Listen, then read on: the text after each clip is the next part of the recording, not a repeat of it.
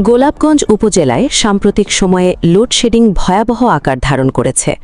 ঘণ্টার পর ঘণ্টা বিদ্যুৎ না থাকায় চরম ভোগান্তিতে পড়েছেন উপজেলার মানুষ।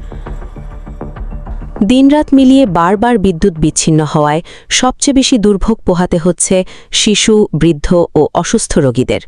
পাশাপাশি শিক্ষার্থী, ব্যবসায়ী সহ সর্বস্তরের মানুষের স্বাভাবিক জীবনযাত্রাও হয়ে পড়েছে ব্যাহত।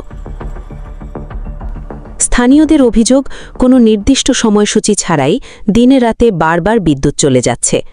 অল্প সময়ের জন্য বিদ্যুৎ এলেও বারবার বিচ্ছিন্ন হওয়ায় ব্যাহত হচ্ছে ঘুম, পড়াশোনা ও ব্যবসা-বাণিজ্য। এদিকে অতিরিক্ত লোডশেডিংয়ের কারণ জানতে গোলাপগঞ্জ জোনাল অফিসের দায়িত্বে থাকা deputy general manager Gopal Chandra শিবের সঙ্গে একাধিকবার ফোনে যোগাযোগের চেষ্টা করা হলেও তিনি ফোন রিসিভ করেননি।